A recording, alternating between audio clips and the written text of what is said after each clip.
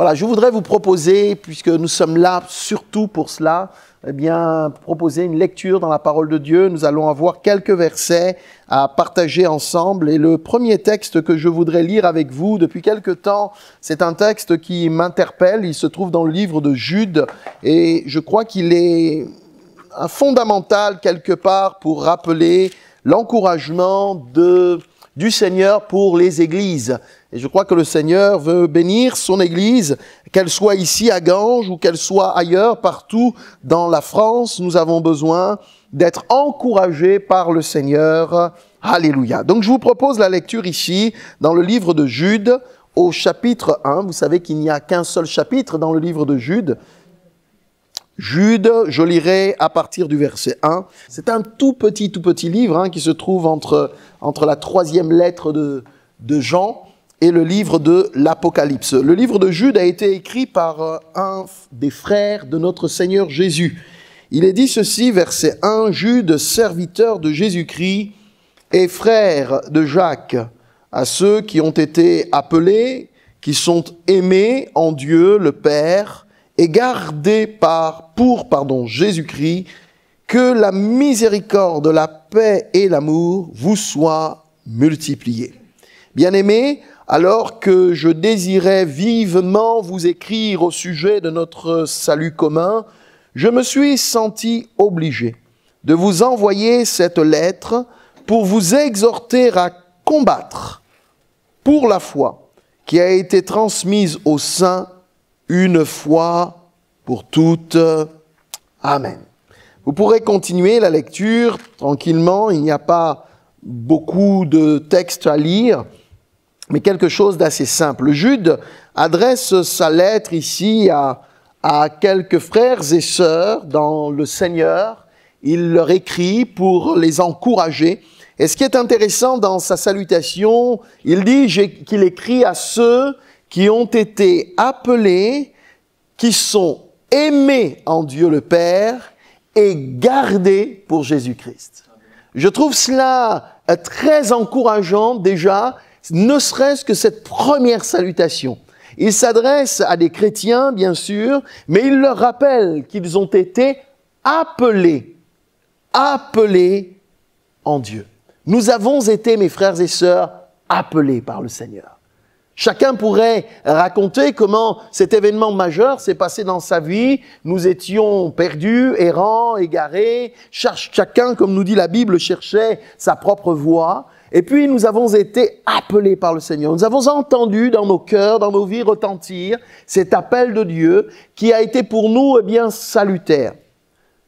Jude nous dit, non seulement qui ont été appelés, mais il dit qui sont aimés en Dieu le Père.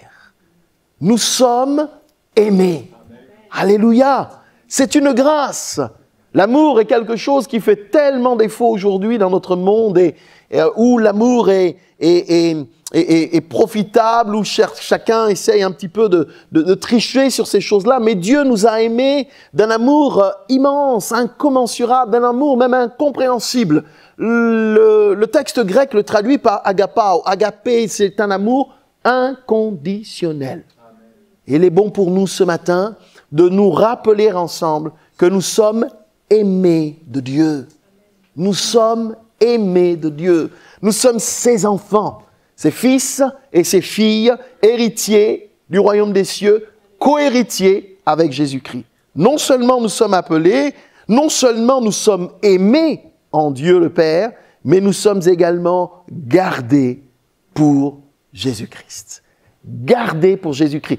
Qu'importe ce qui se passe autour de nous, qu'importe ce qui arrive, nous sommes gardés. Le Seigneur a ses regards sur nous. Nous sommes réservés pour le jour, de la joie immense où nos yeux verront le Seigneur et nous pourrons, nous réjouir dans sa présence. Nous sommes gardés en attendant sa venue prochaine.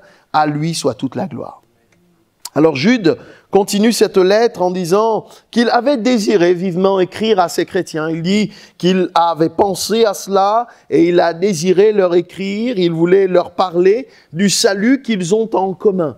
Jude connaît lui aussi le Seigneur, alors que cela a été pour lui un combat. Si vous lisez dans les évangiles, vous découvrez que les frères de Jésus avaient du mal à croire en lui. Non seulement Jude, mais vous vous souvenez de Jacques, qui a écrit également l'épître de Jacques que nous lisons. Eh bien, nous découvrons que ça n'a pas été aussi évident pour eux de voir leur frère aîné dire qu'il était le Messie d'Israël.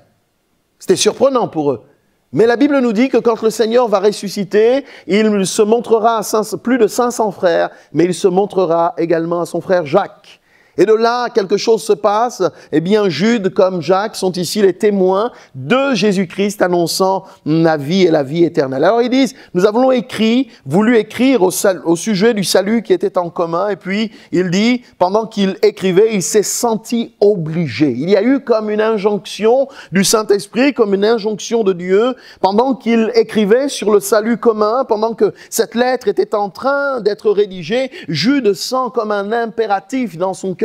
Il sent comme une exigence, une obligation de la part de Dieu. Je me suis senti obligé de vous envoyer cette lettre pour vous exhorter à combattre pour la foi qui a été transmise aux saints une fois pour toutes. Le Saint-Esprit du Seigneur, Saint-Esprit de Dieu, l'invite à encourager l'Église ici en écrivant quelques mots au sujet du salut commun. Oui, mais il comprend qu'il y a autre chose, qu'il faut aller plus profondément. Et il a voulu exhorter. Exhorter, c'est encourager. Il a voulu exhorter, encourager, eh bien, à combattre pour la foi. Et c'est le propos que j'aimerais partager avec vous ce matin, mes frères et mes sœurs. Ces choses me paraissent importantes et aujourd'hui, nous avons besoin, et ça peut vraiment paraître banal de parler de cela, mais je crois que c'est important pour nous de réaliser, comme nous dit ici la Bible, et nous exhorter à combattre pour la foi. Combattre pour la foi. S'il est une chose que l'ennemi de notre âme attaque, c'est la foi. Nos épreuves tournent autour de cette réalité de la foi. Et la foi, c'est quelque chose dont la Bible nous dit ici qui a été transmise aux saints une fois pour toutes. Dieu ne nous transmet pas la foi une seconde fois, une énième fois. La foi, c'est un cadeau précieux que nous avons reçu de la part du Seigneur. Nous avons cru par la foi. Nous sommes sauvés par la foi. Nous marchons par la foi. Et la Bible nous dit, nous combattons par la foi. Il est même dit que nous combattons pour la foi. Donc le texte ici est vraiment à propos, me semble-t-il, pour l'Église, pour le chrétien, de pouvoir réaliser que, quels que soient nos contextes de vie, quelle que soit notre histoire de vie, quelles que soient nos épreuves, il y a toujours, mes frères et sœurs, un combat qui est le combat de la foi. Et Jude l'a compris, donc, il a voulu encourager les chrétiens. Alors, dans le contexte, vous le relirez, il s'est glissé au milieu de ses frères quelques personnes qui cherchent à détourner la parole. Et donc, Jude leur dit, non, vous devez combattre pour la foi. Vous devez rester attachés à la saine doctrine, attachés à la saine parole de notre Seigneur Jésus-Christ pour avoir une foi qui est saine. La foi saine s'attache à la saine doctrine. La foi, donc, a besoin d'être renouvelée. Par contre, la Bible nous dit que le Seigneur nous invite à marcher de progrès en progrès dans la foi et d'avancer avec lui en comptant sur sa grâce. Nous allons lire dans la seconde épître de Paul à Timothée et voir que, en effet, cette réalité du combat pour la foi n'était pas quelque chose finalement d'anodin. Jude en parle. Mais Paul, lui aussi, en parlera. Dans cette seconde lettre qu'il écrit à un serviteur de Dieu, Timothée, chapitre 4. 2 Timothée, chapitre 4. Et je lirai à partir du verset 6. 2 Timothée, chapitre 4, et à partir du verset 6. Car pour moi, je sers déjà de libation, et le moment de mon départ est arrivé, ou du moins approche. J'ai combattu le bon combat, j'ai achevé la course, j'ai gardé la foi. Désormais, la couronne de justice m'est réservée, le Seigneur, le juste juge, me la donnera dans ce jour-là, et non seulement à moi, mais encore à tous ceux qui auront aimé son avènement. Amen. Vous savez que la seconde épître ici, la seconde lettre de l'apôtre Paul à Timothée, résonne comme un testament. C'est-à-dire que Paul sait qu'il va bientôt partir, qu'il va bientôt mourir, et il va écrire à ce jeune serviteur de Dieu qu'il a pris sous son aile lors de son 3e voyage pour l'inviter à entrer dans le ministère, à servir le Seigneur. Il lui confiera une église. Paul lui a écrit une première lettre et là il lui écrit une deuxième lettre. Il sent que la fin de son voyage approche, comme il le dit dans ces quelques mots, et Paul pourrait lui donner, ou lui révéler, lui donner de grandes révélations, en disant, tu sais, j'ai pensé à cela, j'ai réalisé cela. Il pourrait lui annoncer des grandes vérités. Et pourtant, dans la fin de son voyage, Paul n'a d'autre mot simplement que de faire un bilan, un constat. Il dit, j'ai achevé la course. Et il dit, j'ai combattu le bon combat. Et il dit, j'ai gardé la foi. Le bon combat donc consiste tout au long de notre vie chrétienne de garder la foi jusqu'au bout. C'est comme si, effectivement, ce cadeau qui nous a été donné, cette grâce qui nous a été faite d'avoir la foi, eh bien le Seigneur nous dit, garde-la jusqu'au bout. Et s'il est parlé de garder, c'est qu'il y a certainement, potentiellement, autant de circonstances qui pourraient amener à perdre. S'il est parlé de garder, ça veut dire qu'il y a bien quelque chose ici qui nous invite à être précautionneux, à être attentif, à faire régulièrement cet examen de nous-mêmes. Seigneur, suis-je toujours dans la foi ? J'ai besoin de garder la foi, de la conserver. Vous savez que pour moi, c'est comme l'image de quelque chose de précieux que je dois conserver envers et contre tout. Le bateau bouge dans tous les sens, le vent souffle, les tempêtes arrivent. Et le but à la fin du voyage, c'est de dire, mais la foi, je l'ai toujours. J'ai peut-être perdu des choses à gauche et à droite. Mais Seigneur, j'ai gardé la foi. Je l'ai conservée. Vous vous souvenez de ce fameux voyage de l'apôtre, alors qu'ils doivent aller jusqu'à Rome, et la cargaison a été perdue. La cargaison a été jetée par-dessus bord. Mais Paul leur a dit, je sais que nous arriverons à bon port. Nous serons sains et saufs, parce que l'Éternel me l'a dit. Seigneur, donne-nous de garder la foi. Les temps sont durs, vous le savez comme moi. Les jours sont mauvais. Et donc il faut garder la foi. Il faut la protéger, il faut en prendre soin, il faut la conserver jusqu'au bout. Paul parle du bon combat. Et j'ai souvent pensé à cela. Si Paul parle du bon combat, c'est qu'il peut y avoir un mauvais combat.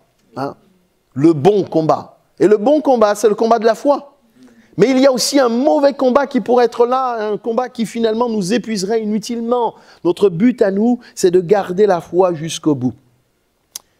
Alors qu'est-ce que la foi ? Vous connaissez ce fameux texte de l'Épître aux Hébreux, au chapitre 11 et au verset 1, nous allons le relire ensemble, qui donne, à mon sens, la définition de la foi. Hébreux 11, verset 1.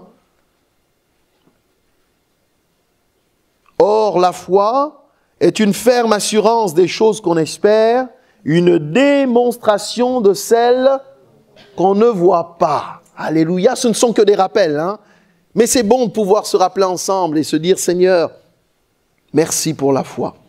La foi est une ferme assurance. La Bible nous dit une ferme assurance, c'est-à-dire une solide conviction, une solide confiance. Mais la foi, c'est aussi la démonstration de ce qu'on ne voit pas. Et la traduction du mot ici en grec, c'est pistéo. C'est deux mots en effet, l'assurance ou la confiance, et puis la démonstration ou la fidélité. Et les deux vont ensemble. Et la foi, pour moi, c'est un petit peu, si je devais l'imaginer, comme une pièce de monnaie avec deux facettes. D'un côté, la confiance, et de l'autre côté, la fidélité. L'une et l'autre vont ensemble. Elles sont indissociables. Et si vous lisez l'Hébreu, l'épître ici en entier de ce chapitre 11, on découvre effectivement les héros de la foi. On découvre qu'ils ont vécu des choses parfois qui n'étaient pas évidentes. Et pourtant, on est dans le contexte de l'Ancien Testament. Mais les voici qui vont garder confiance en Dieu. Abraham a cru alors que tout en lui indiquait le contraire. Pars pour un pays que je te montrerai. Mais Seigneur, où vais-je aller ? Va, c'est moi qui te conduirai. Et par la foi, il est parti. Il a cru. Il a fait confiance à Dieu. Et pourtant, rien ne pouvait lui permettre bien de savoir où il est. Il n'y avait pas de GPS à l'époque. Hein. Il n'y avait pas Waze. Il ne pouvait pas taper l'adresse. Canaan, je ne sais pas moi, les chaînes de Mamré et tout le reste, et dire, allez, bon, j'en ai pour, allez, 200 km, je vais marcher. Non, non, non, ce n'était pas possible. Il est parti par la foi, c'est-à-dire qu'il a fait confiance à celui qui avait fait la promesse. Et il a fallu qu'il reste fidèle à ce que Dieu lui avait dit. C'est-à-dire ne pas se détourner ni à droite, ni à gauche. Dieu lui a dit, va tout droit. Il n'a pas dit, Seigneur, attends, je peux bifurquer un petit peu. Il y a une déviation, tu sais. Non, non, non, va là où je te dis. Et Abraham a cru. Et on pourrait prendre l'exemple, vous le savez comme moi, des patriarches et d'anciens dans la Bible qui ont eu la foi. Et quand on relit leur histoire, on se dit finalement, il n'y a rien de nouveau sous le soleil. Ils ont cru dans le Seigneur, ils ont fait confiance à Dieu et ils lui sont restés fidèles. Et si ces hommes et ces femmes qui étaient comme vous et moi, de la même nature, ont pu tenir, à combien plus forte raison le Seigneur ne nous soutiendra-t-il pas nous aussi? Nous avons besoin de sa grâce. Et Jude veut exhorter là en disant, combattez pour la foi. Parce que parfois, eh bien effectivement, on est exposé à tellement de choses. La peur, le doute, la crainte, l'hésitation, l'incompréhension, tout autant de situations qui sont là et Seigneur, qu'est-ce que je vais faire? Et là, le Seigneur te dit, ne crains pas. Vous connaissez ce texte? Crois seulement. 2 mots, crois seulement. En fait, le Seigneur dit, la seule chose qui est importante, c'est que tu crois. Alléluia. Alors, nous avons besoin de cela, besoin de réaliser que la foi, c'est cela, c'est faire confiance à Dieu. Et la démonstration que c'est ce que j'espère, Seigneur. Je ne le vois pas, mais je sais en qui j'ai cru. Alléluia. Paul, donc, nous dit qu'il combat. Il nous dit que c'est important. Ce combat, nous devons le mener jusqu'au bout de la course, en tenant compte de la grâce du Seigneur. Combattre parce que oui, c'est comme si nous étions exposés, c'est comme s'il y avait là, eh bien, un adversaire en face de nous. Il est parlé d'un combat, il y a donc, eh bien, différentes choses qui remontent, différentes choses qui sont devant nous, auxquelles on est exposé. Et la Bible nous dit, c'est ta foi. La Bible nous dit, la victoire qui triomphe du monde, c'est notre foi, n'est-ce pas? Et donc, là, nous avons quelque chose qui est important. Et j'aimerais lire dans la première épître de Pierre, au chapitre 5, 1 Pierre, chapitre 5, qui vient aussi fixer les choses au niveau de la réalité du combat que nous menons. Et 1 Pierre, chapitre 5. Vous connaissez ces textes, on lit ici à partir du verset 6. 1 Pierre, chapitre 5, verset 6. « Humiliez-vous donc sous la puissante main de Dieu, afin qu'il vous élève au temps convenable. Et déchargez-vous sur lui de tous vos soucis, car lui-même prend soin de vous. Soyez sobres, veillez. Votre adversaire, le diable, rôde comme un lion rugissant, cherchant qui il dévorera. Résistez-lui avec une foi ferme, sachant que les mêmes souffrances sont imposées à vos frères dans le monde. Le Dieu de toute grâce, qui vous a appelé en Jésus-Christ à sa gloire éternelle, après que vous aurez souffert un peu de temps, vous perfectionnera lui-même, vous affermira, vous fortifiera, vous rendra inébranlable. À lui soit la puissance au siècle des siècles. Amen. La Bible nous dit qu'il rôde, bien sûr, comme un lion rugissant, l'ennemi de nos âmes. Dès le moment, dès l'instant où nous avons donné notre cœur, notre vie à Jésus-Christ, eh bien, l'ennemi de nos âmes s'est acharné. L'Épître aux Hébreux nous le rappelle, hein, Paul, pas Paul, mais l'auteur du moins, quand il écrit aux Hébreux, il leur dit « Vous avez soutenu un combat dès le départ. » Dès le départ, ça a commencé. En plus, ces chrétiens d'origine hébraïque, hébreux, qui se convertissaient, c'était un combat dès le départ. Et que de combats, parfois, certains n'ont-ils pas vécu parce qu'ils se sont donnés au Seigneur, peut-être dans un certain contexte familial, peut-être amical, peut-être professionnel, sont exposés, confrontés à un combat à cause de leur foi. Tout simplement, on a le droit de croire ce en quoi l'on croit, mais parfois cela suscite de telles luttes et de telles batailles. Et la Bible nous parle de l'ennemi de nos âmes, qui lui rôde comme un lion rugissant, cherchant qui il dévorera. Et Pierre, là aussi, nous avons parlé de Jude, nous avons parlé de Paul, mais Pierre, lui aussi, reprend les mêmes termes. Résistez-lui avec une foi ferme. une foi ferme. Je partageais ce texte cette semaine avec une sœur qui vit certaines réalités et ce texte me venait à l'esprit, résistez-lui. Vous savez, si la Bible nous parle de résister, c'est un verbe qui veut dire beaucoup de choses. Vous connaissez tous, pas très loin d'ici, la fameuse tour de Constance à Aigues-Mortes. Et on sait, pour l'avoir visité, qu'il y a là une inscription. Résister. Résister. Et on sait que pendant des années, cette sœur est restée enfermée dans cette tour en lui disant, mais en plus elle venait de se marier. Elle venait de se marier. Mais si tu renonces à ta foi, ça ira. Mais elle va tenir ferme. Résister, ça veut dire quoi? Ça veut dire opposer une force contraire à ce qui vient contre nous. Résister. Ce n'est pas un petit verbe ici qui est employé. La Bible nous dit résister. Alors il y a du vent en ce moment qui souffle. Et parfois les vents soufflent dans nos vies. Et on dit souvent c'est des vents contraires. Alors que faire? Résister. Il y a une force qui vient contre nous, mais je résiste. Je résiste. Et la Bible nous dit que c'est ainsi que nous devons résister vis-à-vis de l'ennemi de nos âmes. Pas avec une force humaine. Résistez-lui avec une foi ferme. C'est la foi, en fait, qui va lui résister. C'est-à-dire notre confiance en Dieu et notre fidélité. Seigneur, je continuerai de te faire confiance. Et peu importe ce qui se passe.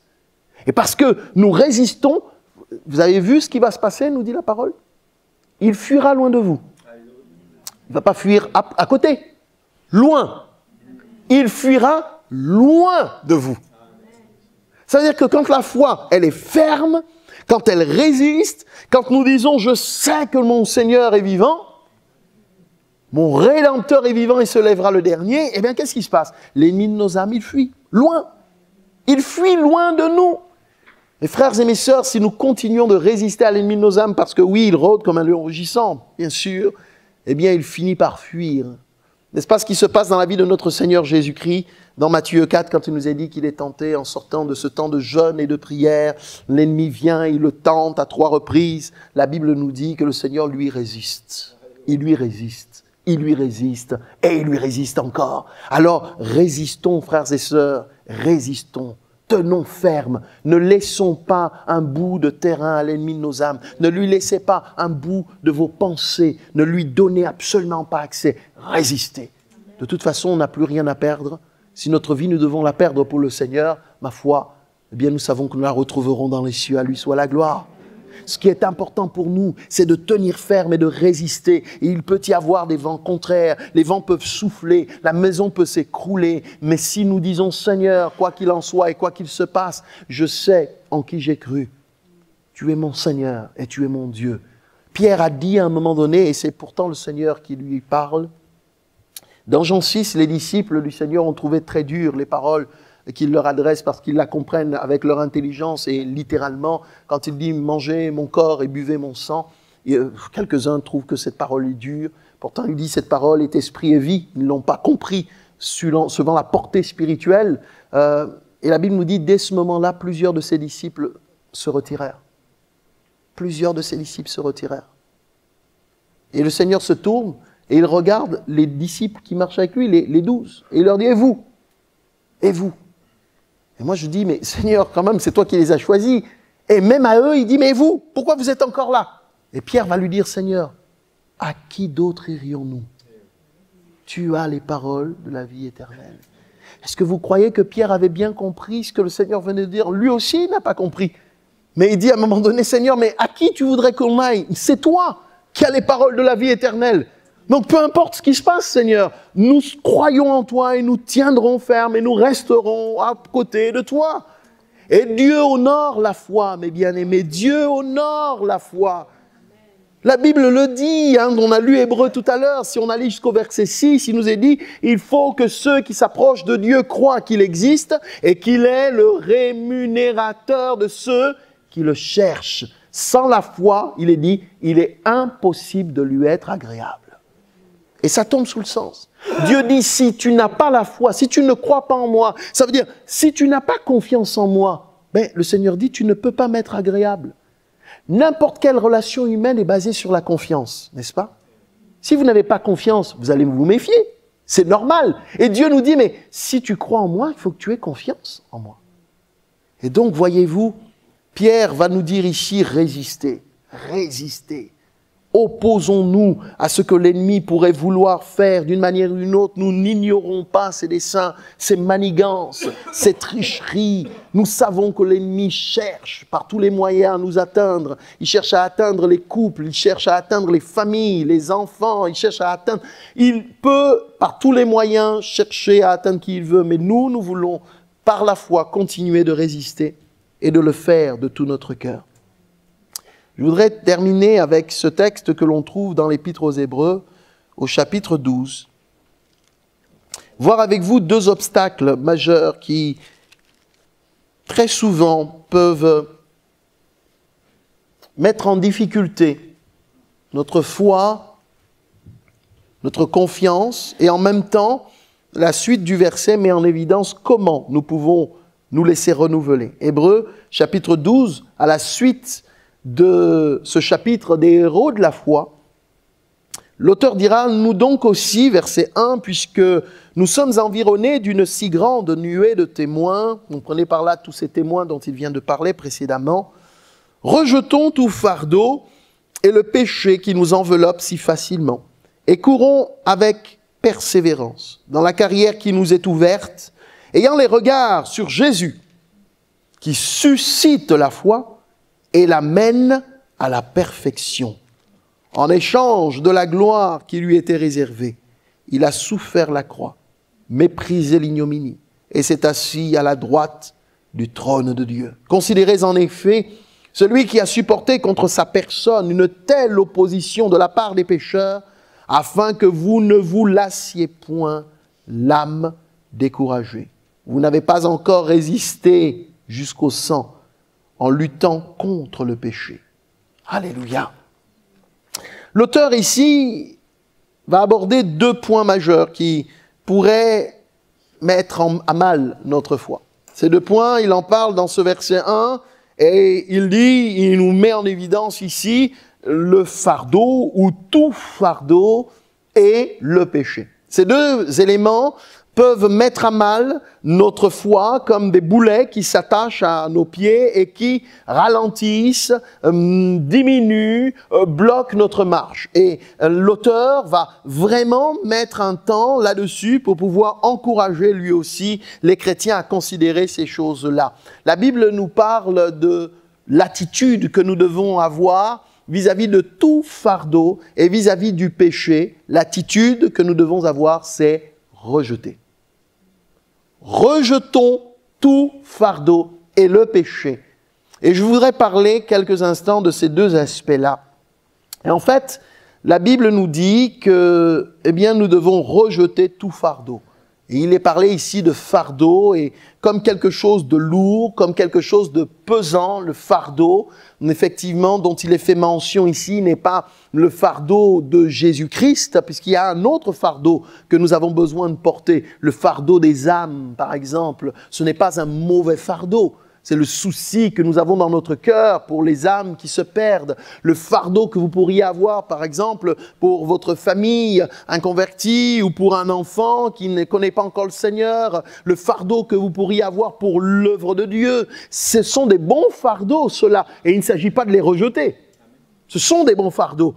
Nous portons cette charge-là, c'est-à-dire que nous avons à cœur l'œuvre de Dieu, à cœur les âmes qui se perdent, à cœur un certain nombre de choses. Mais ici, le fardeau dont il est fait mention n'est pas ce fardeau-là, le fardeau du juste. Là, on parle ici d'un autre fardeau qui est plutôt quelque chose qui nous ralentit, un souci, une inquiétude, une peine, une souffrance. Et la Bible nous dit, rejetons tout fardeau. Et là, il est parlé de ce fardeau-là. De ce fardeau qui nous empêche d'être pleinement, je dirais, en communion avec le Seigneur. Est-ce que ça ne vous arrive pas d'être parfois tellement préoccupé par des soucis, par des inquiétudes, par des problèmes qui sont là au point que « Seigneur, je n'arrive plus à lire ma Bible correctement. Seigneur, je n'arrive plus à prier comme je le souhaiterais parce que quand je m'y mets, ça y est, j'ai ce problème qui revient à la surface. J'ai cette mauvaise parole que j'ai entendue qui me mine intérieurement. » Et la Bible nous dit « Rejetons tout fardeau. » Rejetez. Il ne s'agit pas de négocier ou de dire, bon tiens, je le mets dans un coin de la pièce. Non, les fardeaux sont faits de telle façon qu'à un moment donné, ils pèsent sur nos âmes. Et la Bible nous dit, nous devons rejeter tout fardeau. On a lu ensemble tout à l'heure dans l'épître de Pierre, ce qui nous est dit juste dans les versets au-dessus. Déchargez-vous sur lui de tous vos soucis, car lui-même prend soin de vous. Ce n'est pas facile de rejeter tout fardeau, soyons honnêtes. Et parfois on peut avoir dit, Seigneur, c'est vrai, ce fardeau, je l'abandonne entre tes mains, et puis la minute d'après, on s'en recharge de nouveau. Mais c'est un exercice spirituel que nous avons besoin de faire à cause de la foi. À cause de la foi. Combattre pour la foi, c'est apprendre aussi à rejeter les fardeaux. Et s'il faut le faire 10 fois, eh bien, faites-le 10 fois. Continuons et continuons. Rejeter, c'est mettre de côté, c'est repousser, c'est refuser que le fardeau s'installe dans notre vie et qu'il finisse par bloquer ou du moins par fragiliser notre foi. Ce que nous voulons, c'est garder, rappelons-nous, confiance. Alors Seigneur, ok, le fardeau il est là, alors je veux te faire confiance. Et en faisant confiance à Dieu, on apprend donc à ne pas laisser ce fardeau venir peser sur nos âmes. Et je vous renvoie à ce texte de Matthieu 11, 28. Rappelez-vous ce que le Seigneur dit. « Venez à moi, vous tous qui êtes fatigués et chargés, et je vous donnerai du repos. » Donc, l'auteur de la foi, on l'a lu plus bas, il est celui qui suscite la foi et qui l'amène à la perfection. Nous devons apprendre donc à nous en remettre à lui. Apprenons à nous en remettre. La Bible nous dit au juste juge, c'est lui qui nous justifie. La Bible nous dit qui accusera les élus de l'Éternel? C'est Christ qui justifie. Si Dieu est pour nous, qui sera contre nous? Donc il s'agit là de faire quand même cet exercice spirituel volontairement, régulièrement, de dire Seigneur, je ne veux pas garder de fardeau, mais je veux t'apporter. La Bible nous dit déchargez-vous sur lui, ça veut dire je viens apporter au Seigneur le fardeau, la charge qui est sur moi. Je viens Seigneur te l'apporter par la prière, mais également par notre intelligence, notre décision de dire Seigneur, je te remets cette situation. Je te la remets. La Bible nous dit qui, par ses inquiétudes, pourrait ajouter une coudée à la durée de sa vie. Le Seigneur en parle. C'est quelques centimètres, la coudée. C'est-à-dire, est-ce que vous pourriez rajouter quelques centimètres à la durée de votre vie? C'est le contraire. La Bible nous dit que les soucis dans le cœur de l'homme l'accablent. L'inquiétude dans le cœur de l'homme accable. Ça épuise, ça fatigue, ça mine notre morale, ça joue sur chacun de nous. On est tous fait pareil. On est tous fait pareil. Ça s'est fait là sur nos vies. La Bible nous dit rejeter, déposer le fardeau, parce que la foi nous invite à faire confiance à Dieu. Donc nous allons nous décharger sur lui. Décharger, c'est abandonner la charge. Je ne veux plus avoir cette charge sur moi, je veux l'abandonner entre tes mains. M'est arrivé, d'élaguer, vous savez, on a des branches qui poussent et tout le reste. Alors on élague et puis on prend le camion, on met tout dedans. Et puis on va à un moment donné pour tout décharger.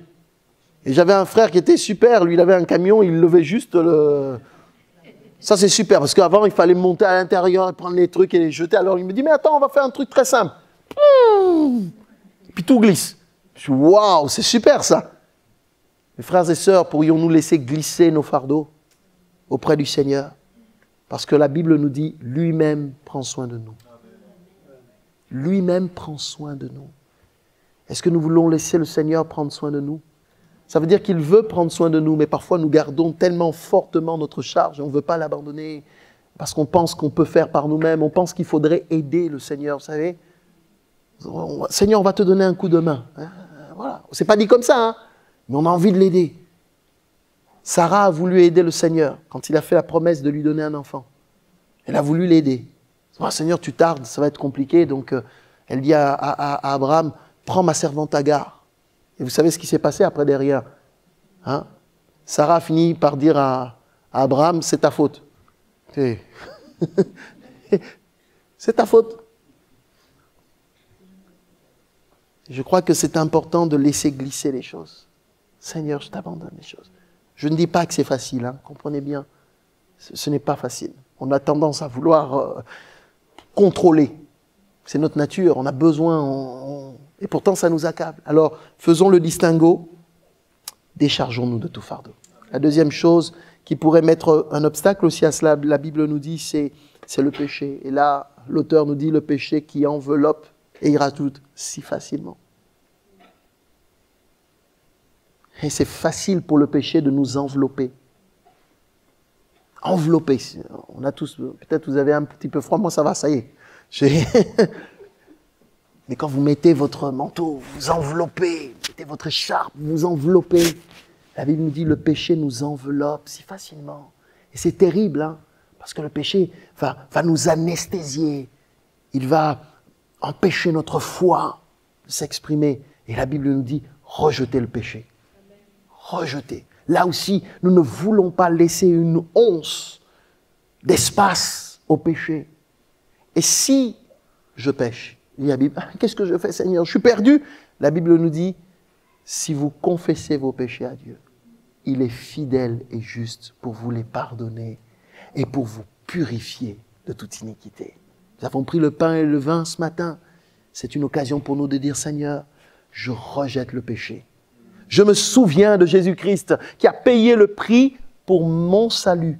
Il a pris sur lui ma condamnation pour pardonner nos péchés. Et donc nous avons un accès, la Bible nous dit, au trône de la grâce. Rejeter le péché, c'est à porter notre péché devant le Seigneur. Père, pardonne-moi. Et lui faire confiance pour qu'il nous aide par son esprit à être victorieux en Jésus-Christ. Nous ne sommes pas parfaits, mais nous tendons vers ce qui est parfait. Ça ne veut pas dire que le péché n'est plus là ou que nous ne péchons pas. Mais ça veut dire que Dieu nous dit, si tu pêches, confesse tes péchés. C'est tout simple. Le Seigneur ne nous dit pas, ah, tu es parfait, tu ne pêches plus. Bah, celui qui vous dirait ça, il aurait peut-être besoin d'y réfléchir à deux fois. Nous tendons vers le mieux. Et moi, j'ai tendance à dire, tant que je prends mon traitement, ça va bien. Tant que je prends le médicament, ça va. Et le médicament, pour moi, c'est Jésus. Tant que nous prenons notre traitement, ça ira bien, parce que nous sommes d'anciens pécheurs, sauvés par grâce, rachetés par la grâce de Dieu. Mais le jour où nous lâchons la main du Seigneur Jésus, chasse le naturel, et il revient au galop, aussi vite que cela. Donc, c'est important d'alimenter notre vie régulièrement par notre communion avec Jésus-Christ. Apportons-lui notre vie. Et ce qui est parfait se mettra en place en nous. La Bible nous dit, suivez avec vos pieds des voies droites, afin que ce qui est boiteux ne dévie pas, mais plutôt se raffermisse. Il n'y a pas là de mensonge, il a dit juste, marche, suivez avec vos pieds des voies droites. Et ce qui est boiteux en nous va finir par, petit à petit, se raffermir. C'est un principe spirituel, alléluia. Pourquoi tout cela? Et je termine, justement parce que Jésus, la Bible nous dit, nous invite à courir. Vous avez vu, le texte nous dit, rejetez tout fardeau et le péché et courons, et courons. Ça veut dire, oups, je rejette et je cours. Je rejette et je cours. Et je cours où? Dans la carrière qui nous est ouverte. Dieu a ouvert un chemin devant nous. Dieu a ouvert un chemin devant nous. Et ne nous attardons pas sur les fardeaux ou sur le péché parce que ce sont justement des éléments qui nous distraient, qui nous empêchent de voir le chemin que Dieu a ouvert devant nous. Et il dit, courons! Et quand on court, il faut avoir un objectif. Si vous courez à l'aventure, si vous courez juste comme ça pour découvrir le paysage, tout va bien, c'est bien. Mais c'est pas le but. La Bible nous dit, les regards fixés sur Jésus. C'est lui l'objectif à atteindre. C'est lui que nous voulons atteindre. Notre foi, elle est en lui. Donc quand nous courons, Seigneur, je te regarde. Pour les parents ici, qu'est-ce qui s'est passé quand votre enfant a commencé à marcher? En fait, vous vous êtes mis devant et vous l'avez regardé. Et tant que votre enfant il vous regarde, en fait, il ne se rend pas compte que les pieds ont commencé à marcher. En fait, le Seigneur nous dit, regarde-moi. Tant que Pierre a regardé Jésus, tout allait bien. Quand il a commencé à regarder autour de lui, le vent qui soufflait, la mer qui était agitée, qu'est-ce qui s'est passé? Il s'est mis à couler. Mais quand il s'est recadré, Seigneur, sauve! Qu'est-ce qui s'est passé, le Seigneur, là? Alors courons les regards fixés sur Jésus. Ne nous laissons pas détourner à gauche et à droite. Dieu a le dernier mot. C'est lui qui sait ce qu'il fait. Nous regardons Jésus et je cours, Seigneur, vers toi. Pourquoi? Parce que la Bible nous dit c'est lui qui suscite la foi. Moi, j'aime beaucoup ce texte. Et pendant que je avance, Seigneur, les yeux sur toi, Dieu dit, je suscite la foi. Allez, vous savez, comme s'il est là en train de t'encourager. Il dit, vas-y, viens, suis-moi, regarde-moi. Et là, Seigneur, oui, et je n'arrive pas, mais... Et mes pieds commencent à avancer parce que je le regarde. Alléluia. Et il va mener ta foi à la perfection. Béni soit le Seigneur. Et la Bible nous dit, regardez, considérez celui qui a supporté de la part des pécheurs une telle opposition. Vous et moi, l'opposition, nous la vivons, mais pas autant que le Seigneur l'a vécu. Nous n'avons pas lutté, la Bible nous dit, jusqu'au sang. Jésus a lutté contre le péché jusqu'à donner sa propre vie pour vous et moi. Et la Bible nous dit, considérez-lui, c'est-à-dire pensez à Jésus-Christ, afin que votre âme ne soit pas découragée. La Bible nous dit, afin que vous ne vous lassiez point l'âme découragée. Jésus, par rapport à l'objectif qui était le sien, a souffert la croix, méprisé l'ignominie. Le mot ignominie, c'est la honte. La honte. C'était honteux pour le Seigneur de mourir sur l'infâme bois du calvaire. La croix, le supplice de la croix, était l'instrument de torture le pire qui soit à l'époque des Romains. On plaçait sur la croix les pires brigands. Il y en avait 3 sur la croix. 2 étaient brigands, des vrais brigands. 1 ne l'était pas, c'est notre Seigneur. Et il a été placé au rang des malfaiteurs à cause de vous et moi. Et la Bible nous dit, il a rejeté la honte parce que c'était honteux. À moitié vêtu, exposé ainsi. Eh bien, le Seigneur avait un autre objectif. Il n'a pas regardé cela. Il n'a pas regardé ceux qui se moquaient de lui, rappelez-vous. Il n'a pas regardé ceux qui se frappaient la poitrine en disant « Oh, le pauvre !» Non. Il avait un objectif. Il pensait à toi et il pensait à moi. Alors il a rejeté la honte. Il a méprisé même la honte, la Bible nous dit. Et qu'est-ce qui s'est passé? Il s'est assis à la droite du Père. Alléluia. Alors mes frères et sœurs, luttons, combattons pour la foi. Parce qu'elle a été donnée une fois pour toutes. Et la foi, ta foi, elle est précieuse. Il n'y en a pas 2. C'est ta foi, elle est précieuse. Alors prends-en soin. Alimente-la, nourris-la. Comment faire? La foi vient de ce qu'on entend, et ce qu'on entend vient de la parole de Christ. Romains 10, 17. Ta foi, tu veux la nourrir, tu veux la renouveler? Eh bien, lis la parole de Dieu.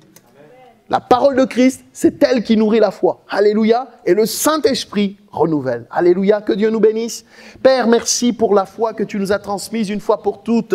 Merci pour la joie de me retrouver dans ce lieu avec des hommes, des femmes, des frères et des sœurs qui, comme moi, ont en commun cette foi que nous avons reçue de ta part, une foi précieuse dont tu nous invites à prendre soin. Seigneur, nous voulons combattre pour la foi, nous voulons tenir, nous voulons persévérer, nous voulons avancer, nous ne voulons rien lâcher, Seigneur. Nous avons tellement besoin de toi et sans toi, nous ne pouvons rien faire. Mais la Bible affirme qu'avec Dieu, nous ferons des exploits. Alors Seigneur, renouvelle ce matin la foi de mes frères, la foi de mes sœurs. Renouvelle-les dans le contexte qui est le leur de vie, le contexte de leur famille, le contexte de leur église. Seigneur, viens les encourager et leur montrer que tu es avec eux, Seigneur. Tu marches à leur côté et tu les bénis, Seigneur Dieu, parce que tu bénis ceux et celles qui ont la foi et qui te regardent et qui ont confiance en toi. Aide-nous, Seigneur, à rejeter tout fardeau. Seigneur, s'il y a ce matin quelques fardeaux sur les cœurs,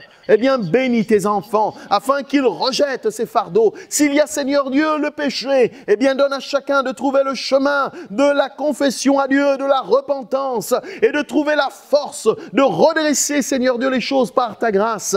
Merci, parce que tu es fidèle. Bénis mon frère et son épouse dans leur responsabilité dans cette église. Renouvelle leur force, renouvelle leur ministère, et qu'ils soient, Seigneur, eh bien, une source de bénédiction encore et encore pour cette Église et pour cette région, Seigneur. Merci, merci Jésus. Amen. Amen. Gloire à Dieu.